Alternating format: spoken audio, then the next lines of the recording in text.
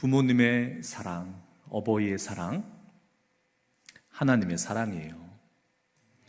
오늘 우리가 읽은 본문 말씀 속에 어떤 특별한 여인이 이렇게 기록되어 있고 기림받고 있어요. 성경은 이 다비다라고 하는 여인을 두 번씩이나 그 이름을 거론하며 그는 여제자라 말합니다. 욥바에 다비다라 하는 여제자가 있으니 번역하면 도르가라. 특별한 거예요. 성경은 그 이름을 기록하여 기념하고 있습니다. 제자라 칭하고 있어요. 그리고 무엇이라 말하냐? 선행과 구제하는 일이 심히 많더니 이렇게 기리고 있습니다. 여러분, 선행과 구제라는 것은 우리 성도의 본분이에요. 우리 삶의 모습입니다. 그러나 도르가라 하는 다비다가 행하였던 선행과 구제에는 무언가 특별함이 있습니다. 저는 오늘 이 다비다를 통하여서 그녀의 사랑의 삶을 통하여서 하나님 사랑, 어버이 사랑, 제자들의 사랑, 그리고 우리의 사랑을 다시금 우리 안에서 일깨웠으면 좋겠습니다. 이 선행과 구제가 심히 많았던 다비다가 그만 병들어 죽고 맙니다. 착한 사람에게도 이렇게 나쁜 일이 찾아옵니다. 선행과 구제에 자신을 돌보지도 않고 자신을 불살랐던지 그런 일이 벌어지고 말았습니다. 시체를 씻어 다락에 누였다 되어 있습니다. 이미 장례가 그 절차가 시작된 거예요. 이 일이 벌어졌던 장소는 욥바입니다.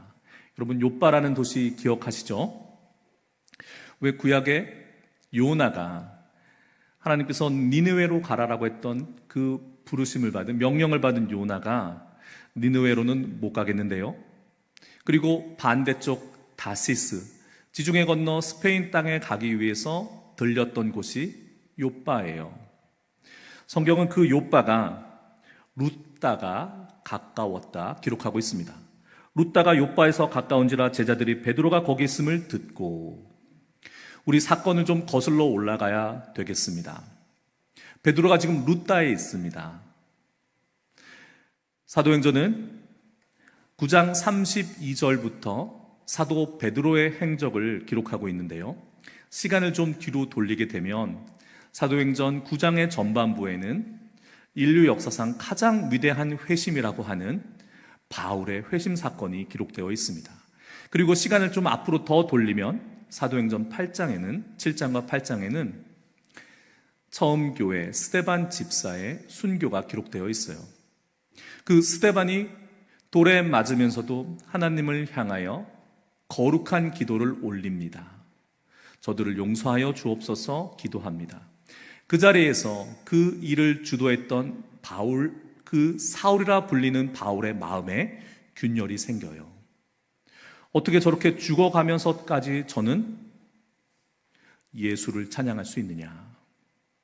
그리고 회심 사건과 이어서 이제 베드로의 이야기가 이어지는데, 왜 이 말씀을 드리느냐?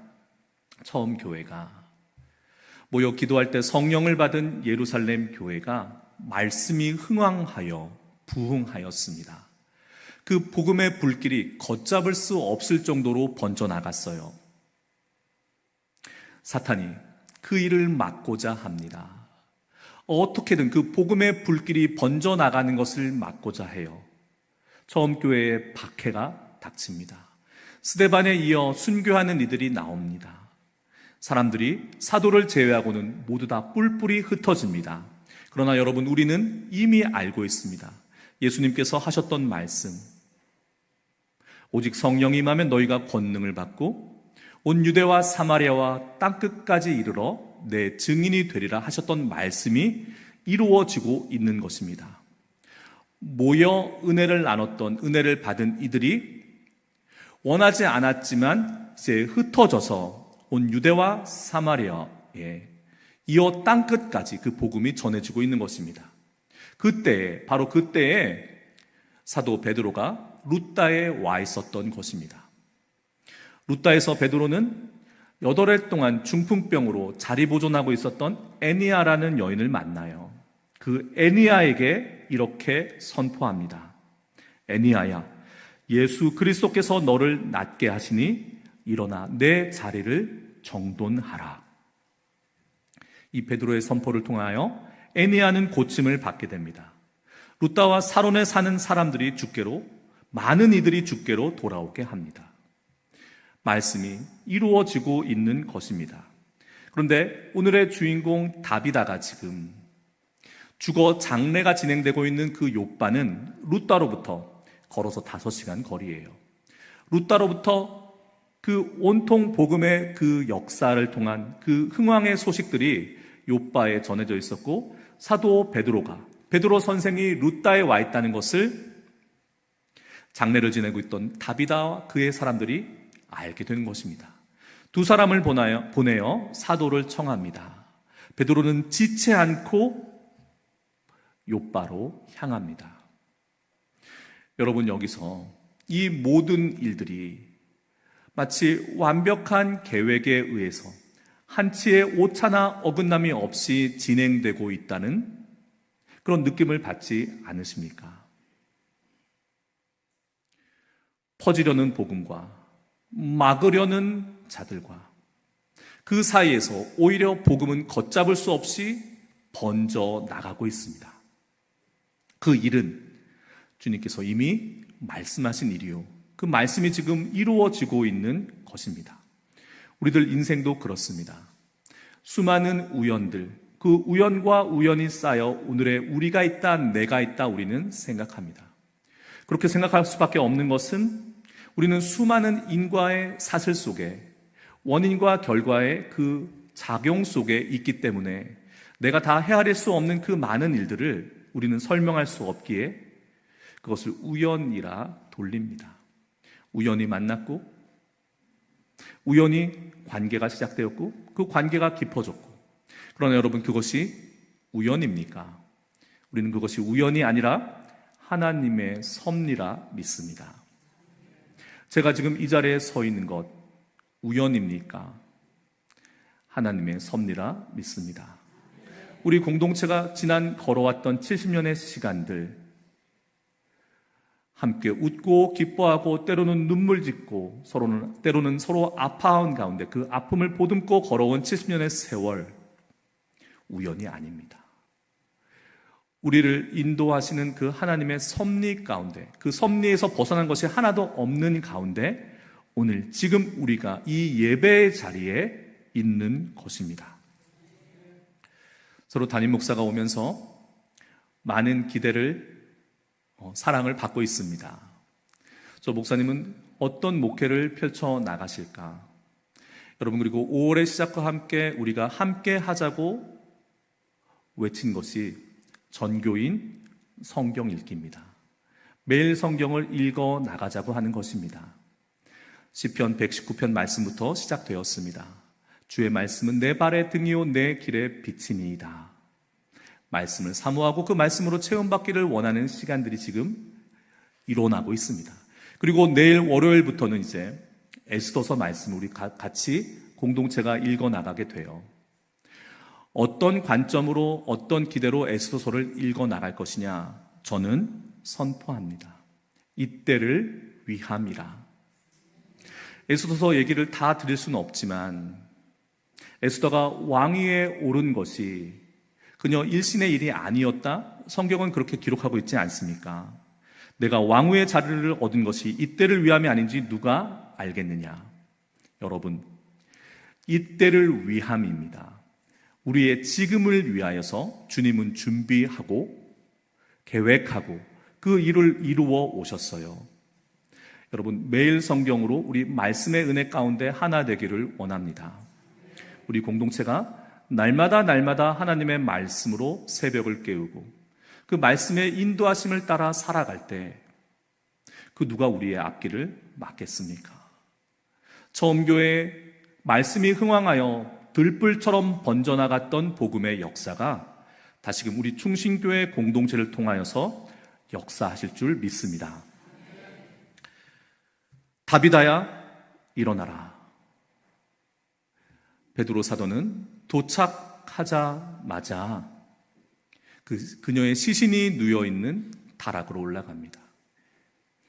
다비다의 시신 곁에는 많은 이들이 있었는데 특히 슬피 울고 있던 이들은 다비다로부터 그 사랑을 입은 과부들이었어요. 그들은 사도 베드로가 도착하자 베드로에게 보여줍니다. 선생님, 지금 이 옷이 어떤 옷인 줄 아십니까? 다비다가 살아있을 때 나에게 지어 입혀준 옷입니다. 선생님, 이 옷이 무슨 옷인 줄 아십니까? 내가 입고 있는 지금 이 속옷은 바로 다비다가 나에게 지어준 그 옷입니다. 이 다비다가 이렇게 죽다니요, 선생님, 그러하였을 것입니다. 베드로의 마음속에 하나님의 긍휼이 임합니다. 성경에는 하나님 사랑을 표현하는 많은 아름다운 말들이 있는데 그 아름다운 말들 가운데 가장 우리들 마음에 가슴에 와닿는 말은 긍휼이란 말이에요. 여러분, 긍휼이라는 우리 말을 좀 풀어서 새겨볼 필요가 있어요. 이 긍이란 말은 단순히 불쌍히 여기고 동정과 연민을 갖는다는 말을 넘어서서 걱정하는 겁니다. 내 사랑하는 이가 어찌 될까 싶어서 전전긍긍하는 게 긍이에요. 그냥 단순히 사랑과 자비를 베풀고 품는 차원의 것이 아니에요. 마치 어머니가 아이와 하나인 것처럼, 하나로 이어진 것처럼 그가 나이고 내가 그이어서 그의 모든 것이 걱정되는 상태가 긍휼의 긍입니다. 휼은요, 단순히 돕는다, 단순히 사랑한다는 의미가 아닙니다. 먹이는 겁니다. 행동하는 거예요. 긍휼이라는 것은, 긍휼로 대표되는 하나님의 사랑은 단순히 자비로워서 우리를 용서하고 품어주신다는 것을 넘어서 우리를 진정 걱정하셔서 하나로 여기셔서 자녀로 보셔서 행동하신다는 뜻이에요. 하나님은 결코 먼 발치에서 우리를 지켜보시는 것만으로 만족하지 않으세요. 우리 곁에 오셔서 우리를 위해서 일하십니다. 어미가 자식을 먹이는 것처럼, 젖먹이 아이에게 젖을 물리는 것처럼 우리의 모든 것을 걱정하셔서, 모든 것을 관심하셔서, 모든 것을 공급하고 계시는 것이 하나님의 사랑이에요. 성경이 증언하고 있는 하나님의 사랑은 바로 그런 것입니다. 출애굽 때 기억하시죠? 하나님께서 그 고된 노역에 시달리고 있는 당신의 백성들의 신음소리를 들으셨다? 성경은 그렇게 증언합니다. 듣고 내려오셨다, 강림하셨다 이야기합니다. 이것은 너희들의 싸움이 아니라 나의 싸움이다. 보라, 내가 너희를 위하여 행하는 구원의 일을 보라 하셨습니다. 온 세상이 죄로 관영할 그때에, 빛이 없이 어둠에 잠겼을 그때에 하나님께서는 사람이 되셔서 이 땅에 오셨습니다. 십자가를 지십니다. 물과 피를 다 쏟으십니다. 사망 권세를 꺾으시고 부활하십니다. 하나님의 사랑은 바로 그러한 사랑입니다. 그것이 긍휼입니다. 성경은 이 긍휼을 히브리어 라켐이라는 단어로 표현합니다. 이 라켐이라는 단어는 다른 데서 온 말이 아니에요. 여인들이 가지고 있는 아기집, 자궁을 라켐이라고 합니다. 내 안에 있는 거예요. 분리되지 않는 겁니다. 느끼는 겁니다. 그 숨결과 맥박과 모든 것을 느끼는 겁니다. 하나님이 우리를 사랑하시는 것, 하나님의 긍휼이라는 말은 라켐이에요. 상대방의 고통을 가슴에 안고 공감하고 행동하는 사랑, 하나님의 사랑입니다. 성경에는 이 하나님의 사랑이 역사하시는 장면이 어떤 모습으로 기록되어 있느냐, 오늘 바로 사도 베드로가 보여준 그 장면이에요. 다비다야 일어나라. 베드로가 사람들을 다 내보내고 무릎을 꿇습니다. 하나님의 긍휼이 임하십니다. 역사하십니다. 다비다야 일어나라 선포했더니 그녀가 눈을 떠 베드로를 보고 일어나 앉습니다. 할렐루야. 복음서에는 예수님께서 천국 복음을 전파하시며 가르치시며 모든 약한 것과 악한 것을 고치시니라 되어 있습니다. 때로는 그에게 안수하심으로, 때로는 만나지 않고 멀리 떨어져 있는 거리에서 구원을 선포하심으로, 때로는 침을 발라 만지심으로, 때로는 그분의 옷자락을 잡는 것만으로도 어둠이 떠나가고 병이 고침을 받습니다.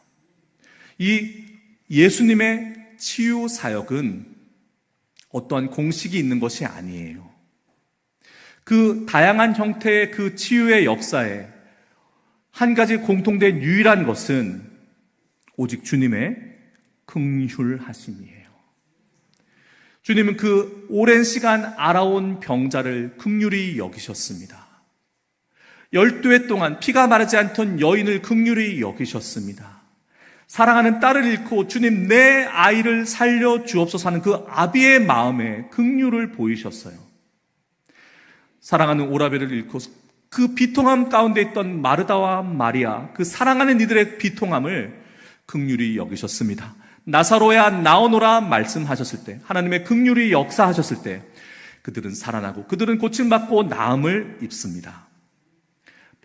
이 사도 베드로의 능력은 내가 아버지께로 감이라 너희는 나보다 더 큰 일을 하시라는 그 약속의 성취일 뿐만이 아니라 하나님의 그 긍휼, 예수님의 그 긍휼하심, 그 긍휼하심과 완전히 일치되는 싱크로되는 베드로의 긍휼을 통하여서 역사케 하신 것입니다. 여러분, 이때 베드로는 온전히 주님과 하나였어요. 온전히 하나님의 긍휼과 하나였습니다. 왜 그때 성경시대 예수님께서 행하셨던 일들이 지금 현대에는 일어나지 않느냐? 그분의 긍휼과 완전히 닮아있는 우리의 긍휼이 없기 때문이라 생각합니다. 우리가 온전히 하나님의 긍휼 아래 붙잡힐 때, 그 긍휼이 복음의 선포를 통하여 일어날 때 성경에 기록된 모든 일들은 지금도 앞으로도 계속해서 일어날 것을 믿습니다. 루다에서 8년 된 중풍병자 애니아를 고친 사건, 그리고 병들어 죽게 된 다비다를 다시 살린 사건은 모두 베드로를 통해서 일하신 예수님, 그리고 그분의 사랑, 그 긍휼하신 사랑을 보여주고 있습니다. 긍휼, 어려움을 겪는 사람을 불쌍히 여기고 돌봐주는 사랑인데, 그 사랑은 단순히 동정의, 연민의 정이 아니라 도움을 주려는, 그 상태로 놓아둘 수 없다는 간절한 애끓는 사랑의 행동이 담긴 사랑입니다. 여러분 기억하십시오. 하나님의 그 사랑 우리 안에 있습니다. 어버이날, 우리는 그 어버이의 사랑을 통해서 그 하나님의 사랑을 봅니다. 자녀가 성장할 때, 성장하며 성장통을 겪을 때, 세상에 나가 시달리고 고생할 때 그 모습을 바라보는 부모의 마음이 어떠하였겠습니까?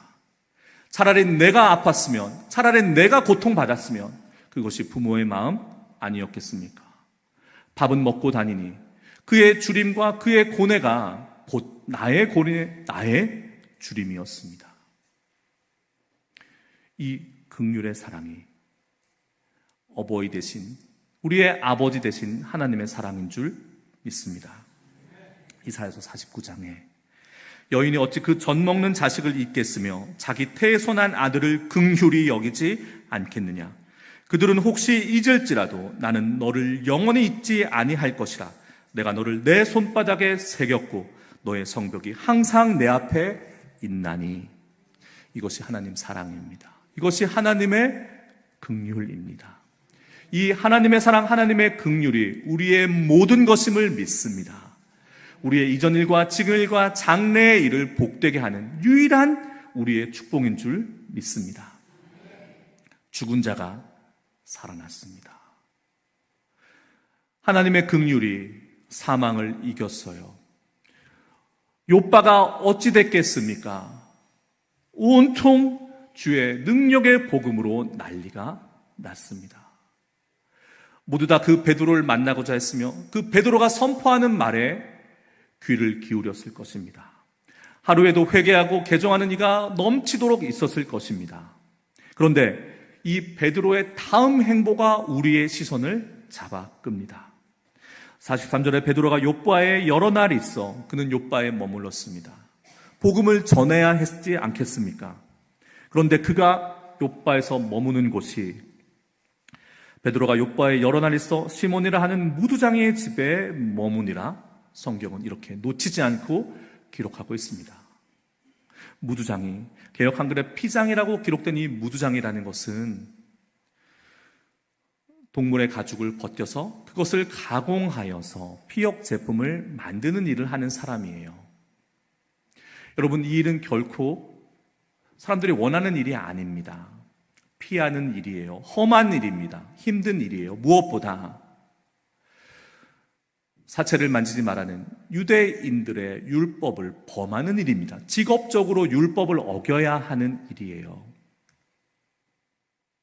그 누구도 무두장애가 되고 싶지 않았을 것입니다. 또 그 죽은 짐승의 사체로부터 그 가죽을 벗겨내어 가공하는 일이 얼마나 거칠고 험하고 냄새나는 일이었겠습니까? 그래서 그 무두장애들은 공동체 안에 머무르지를 못했어요. 사람들은 예나 지금이나 그 가죽 제품을 소구해요. 원합니다. 여러분, 가죽 제품 하나 둘씩 사용하지 않는 사람이 어디 있겠습니까? 그때도 지금처럼 명품이, 그 명품을 향한 사람들의 열망은 동일하게 있었을 것이라 생각됩니다. 그러나 그 명품을 얻기 위해서 그 일에 그렇게 쓰임받는, 종사하는 무두장애들은 오히려 차별받았어요. 공동체 안에 머물 수가 없어서 멀리 떨어진 곳에 있어야 했습니다. 이를테면 해변같이 바람이 잘 부는 곳에 있어야 했어요. 그 악취 때문에요. 그런데 죽은 자를 살린 사도 베드로가 사람들이 모여있고 안락하고 편안한 곳을 내버려 두고 그 벗어난 떨어진 무두장애의 집에 가 여러 날을 머물렀다는 것입니다. 여러분, 이것이 우리에게 보여주는 것이 무엇이겠습니까? 사람들은 베드로를 원하였을 것입니다. 선생님, 우리 집에 머물러 주세요. 욥바의 힘께나 쓰는 유지들은 베드로를 이용하여 자기의 유익을 취하고 싶었을 것입니다. 베드로는 유명해질 수 있었어요. 그러나 그 모든 것을 버려두고 오직 그 능력은 주님께로부터, 주님의 긍휼로부터 왔다는 것을 잊지 않은 채 예수님이 했던 그것과 똑같이 예수님께서는 죄인들과 세리들과 창기들과 함께 먹고 마셨습니다. 사람들은 선을 긋죠. 율법은 선을 긋고 담을 쌓아 사람들을 갈라놓습니다. 예수님께서는 그 선을 넘으셨습니다. 그 담을 허무셨습니다. 지금 베드로가 하고 있는 일은, 보여주고 있는 일은 그것과 100% 동일한 일입니다. 무두장의 곁에 머문 베드로, 율법과 관례의 선을 긋고 부정한 자들과 상종하지 않았던 그들에게, 그리고 어쩌면 우리들에게 주님의 긍휼하심, 그 긍휼하심을 그대로 지금 행하고 있는 베드로는 선을 긋지 않는 사랑, 조건 없는 사랑, 다비다가 삶으로 보여준 사랑, 사도 베드로가 그 긍휼에 휘어잡혀 보여줬던 그 사랑, 하나님의 사랑을 보여주고 있습니다. 여러분, 무엇으로 우리의 신자됨을, 구원받은 하나님의 자녀됨을 확인할 수 있겠습니까? 내 안에 긍휼이 있는가 없는가예요. 지금 나의 도움이, 나의 따뜻한 말 한마디와 위로가 필요한 내 옆에 있는 사람에게, 지금 나의 작은 도움이, 도움의 손길이 간절한 이들에게, 무언가 해야 한다, 그래야만 한다라는 그런 도덕적 관념에 사로잡혀서가 아니라 나도 모르게 내 안에 있는 것이 감동되어 꿈틀대어 그렇게 하지 않으면 못 견디게 하는 것이 긍휼인데, 내가 긍휼한가 그렇지 아니한가, 내 안에 긍휼이 있는가 없는가, 하나님의 사랑이 내 안에 계신가 없는가를 보여주는 일입니다. 담임 목사가 새롭게 부임해서 우리 성도님들의 참으로 큰 사랑, 긍휼을 입고 있어요. 우리 목사님 힘드실 텐데, 피곤하실 텐데, 어떻게 하면 우리 목사님 마음의 짐을, 사역의 짐을 덜어드릴 수 있을까?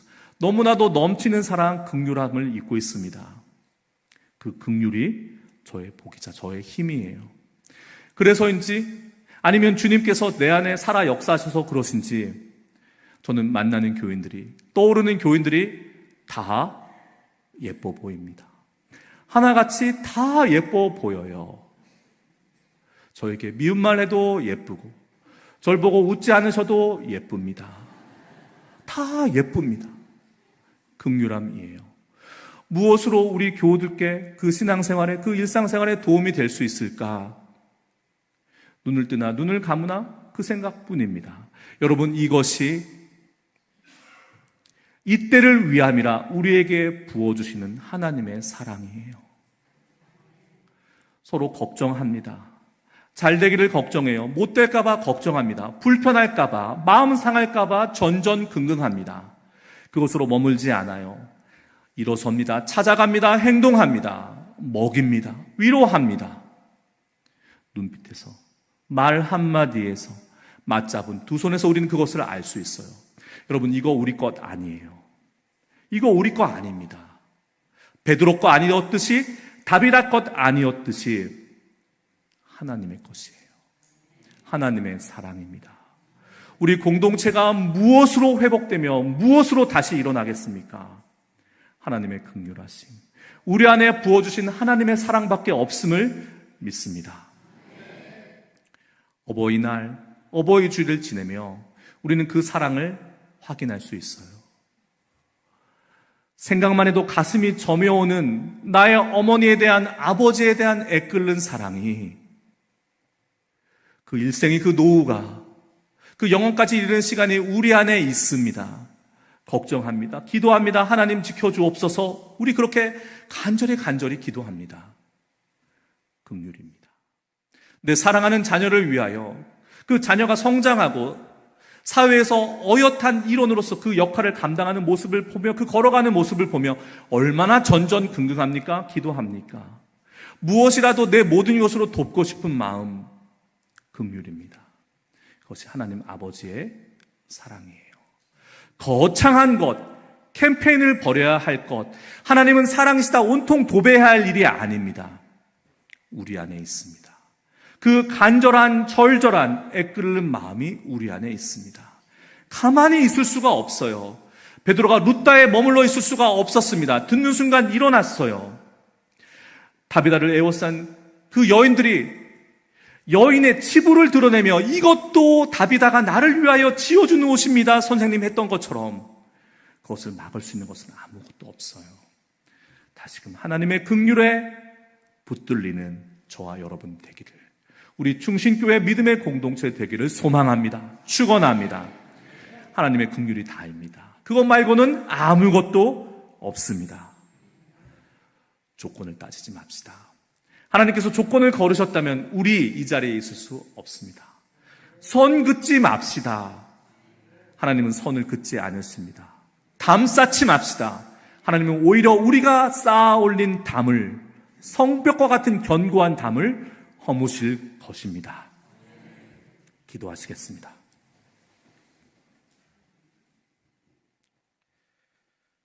거룩하신 하나님, 조건이 없는 하나님의 사랑, 어버이 사랑이 우리의 사랑이 되게 하여 주옵소서. 우리가 무엇을 하던 그것으로 주 예수님의 이름을 높이게 하옵소서. 다비다처럼 우리의 삶이 선행과 구제가 심히 많아지게 하여 주옵소서. 베드로처럼 주의 일을 행한 후에 더욱 겸손한 자들이 되게 하여 주시옵소서. 예수님의 이름으로 기도합니다. 아멘.